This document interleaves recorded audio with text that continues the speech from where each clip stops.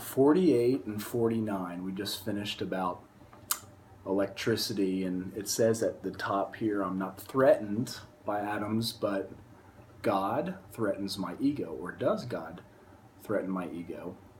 And with electricity, under 49, it says, these tiny bodies are governed by precise laws, and the laws hold true throughout the material world. Science tells us so. We have no reason to doubt it. When, however, the perfectly logical assumption is suggested that underneath the material world and life as we see it, there is an all-powerful, guiding, creative intelligence, right there our perverse streak comes to the surface, and we laboriously set out to convince ourselves it isn't true. And that's where it says at the top, God may threaten my ego. It says, we read wordy books and indulge in windy arguments, thinking we believe this universe needs no God to explain it. Were our contentions true?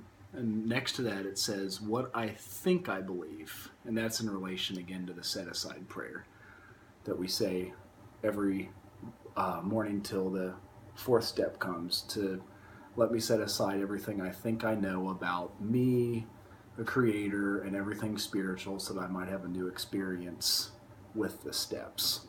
So that paragraph explains kind of what I think I know and why I'm resistant to a higher power. It suggests in the next paragraph here, instead of regarding ourselves as intelligent agents, spearheads of God's ever-advancing creation, we agnostics and atheists choose to believe that our human intelligence was the last word, the Alpha and the Omega, the beginning and the end of all, rather vain of us, wasn't it?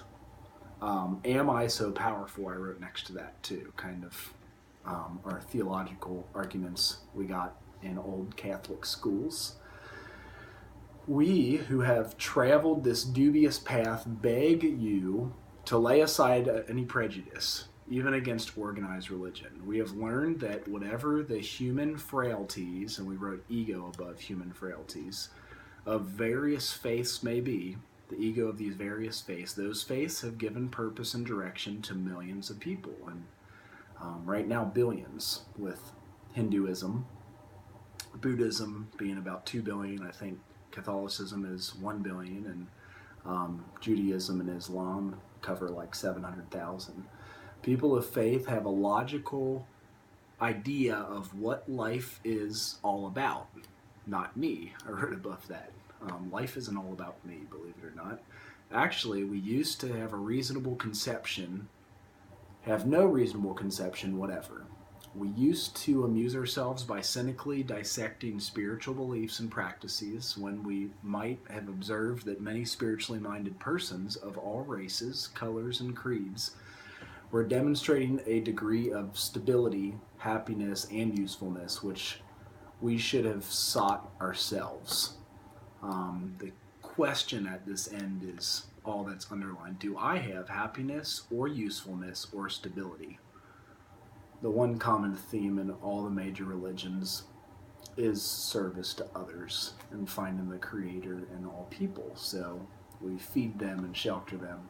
And that's kind of what gives them the direction or usefulness, and then sometimes also stability and happiness. At the top of this page we wrote sour grapes. It's an old story about somebody reaching for grapes and they couldn't reach them. It was, I can't remember the exact historical context of the story, but the person said, oh, forget about it anyway, those grapes were probably sour anyways. And the context here says, if I think it is out of my reach, my ego will tell me I don't want it. And that's in relation to this paragraph on page 50. Instead, we looked at the human defects of these people, and sometimes used their shortcomings as a basis of wholesale condemnation. We talked of intolerance while we were intolerant ourselves. The question here is, am I intolerant, and do I judge others? And yes, I certainly do. We miss the reality and the beauty of the forest because we are diverted by the ugliness of some of its trees. We never gave the spiritual side of life a fair hearing. Also next to this is written, I always zero in on what's wrong with things. Like my sponsor told me when I first came into Alcoholics Anonymous, to look for the similarities, because all I was looking for was the differences. In our personal stories, you will find a wide variation in the way each teller approaches and conceives of the power which is greater than himself. Whether we agree with a particular approach or conception seems to make little difference. Experience has taught us that these are matters about which, for our purpose, we need not be worried. They are questions for each individual to settle for himself. On one proposition, however, these men and women are strikingly agreed. I crossed out every and wrote, all of them has gained access to and believes in a power greater than himself. Do I have this? I wrote right next to that. Do I have a power greater than myself? I believe in. This power has, in each case, accomplished the miraculous, the humanly impossible.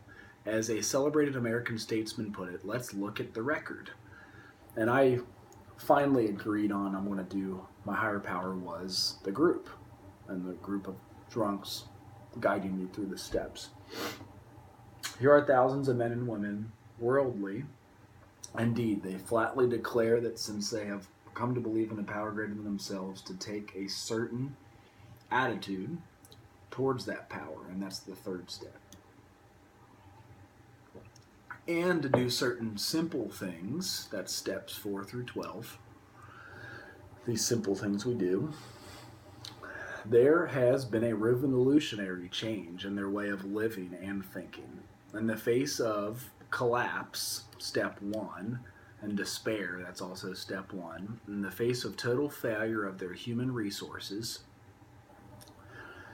they found that a new power, peace, happiness, and sense of direction flowed into them. And this is had to die to live, the first step, juxtaposition. They happened soon after. This happened soon after they wholeheartedly met a few simple requirements. And this, again, at the bottom is the set-aside prayer. So lay aside prejudice, think honestly, search diligently. Within myself, I can find what I may call God or my higher power, creator. Once confused. Oh, you pause it. Mm-hmm. So lay aside prejudice, think honestly, search diligently within myself, and I can find God.